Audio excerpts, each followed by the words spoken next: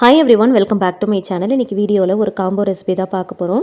அதை எப்படி செய்கிறதுன்றதை பார்க்குறதுக்கு முன்னாடி சேனலை மறக்காமல் சப்ஸ்கிரைப் பண்ணிக்கோங்க. கூடவே இருக்கிற பெல் ஐக்கனையும் கிளிக் பண்ணிக்கோங்க. மண்சட்டி கடாயில் கொஞ்சமாக நல்லெண்ணெய் ஊற்றிக்கோங்க. அது சூடானதும் கடுகு, உளுந்து, ஜீரகம், சோம்பு, வெந்தயம் இது எல்லாமே ஒரு 1/4 டீஸ்பூன் அளவுக்கு சேர்த்து பொரிய விடுங்க.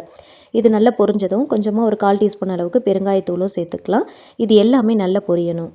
இது கூடவே 2 பெரிய வெங்காயத்தை நல்லா பொடியாக கட் பண்ணி வச்சுருக்கிறேன். அதையும் இது கூட சேர்த்துக்கலாம். இதுக்கு தேவையான அளவுக்கு கொஞ்சமாக கல் உப்பு சேர்த்து நல்லா வதக்கி விட்டுக்கலாம்.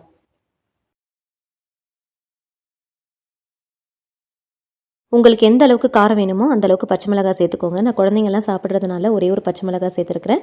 கொஞ்சமாக கருவேப்பிலை தலைகள் சேர்த்துருக்கிறேன். இது எல்லாத்தையுமே நல்லா வதக்கி விட்டுக்கலாம். நல்லா வதங்கினதும் வெண்டைக்காயை நல்லா பெரிய பெரிய பீசஸாக கட் பண்ணி வச்சுருக்கிறேன். அதையும் இது கூட சேர்த்துக்கலாம். வெண்டைக்காயை ரொம்ப பொடியாக கட் பண்ணிடாமல் 1 இன்ச்சு சைஸுக்கு நல்லா கட் பண்ணிக்கோங்க. ஸோ இந்த மாதிரி பெரிய பெரிய பீசஸாக கட் பண்ணிவிட்டு நல்லா சேர்த்து வதக்கிக்கோங்க.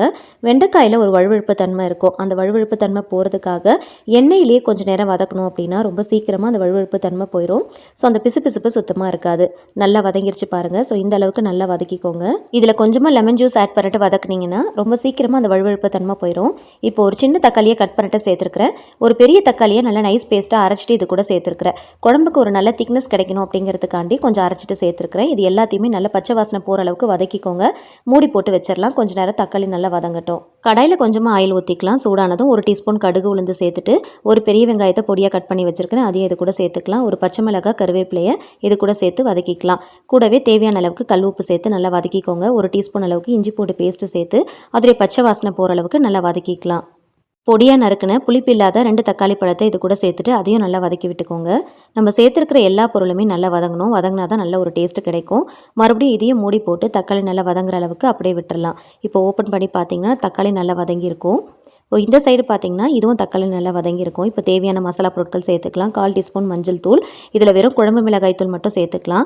ஒரு 2லேருந்து 3 டேபிள் ஸ்பூன் அளவுக்கு சேர்த்துக்கோங்க. கூடவே கலருக்காக காஷ்மீரி மிளகாய் தூள் ஒரு 1/2 டீஸ்பூன் அளவுக்கும், ஜீரகத்தூள் ஒரு 1/2 டீஸ்பூன் அளவுக்கும், 1 டேபிள் ஸ்பூன் அளவுக்கு தனியா தூளும் சேர்த்துக்கோங்க. சேர்த்துட்டு மசாலா வாசனை போகிற அளவுக்கு நல்லா வதக்கி விட்டுக்கலாம். குழம்பு மிளகாய் தூளில் நம்ம பருப்பெல்லாம் வறுத்து போட்டு அரைச்சிருப்போம் இல்லையா? ஸோ அதுவே நமக்கு கரெக்டாக இருக்கும். அப்படி இல்லை அப்படின்னா அதுக்கேற்ற போல் எல்லா மசாலாக்களையும் பார்த்து சேர்த்துக்கோங்க.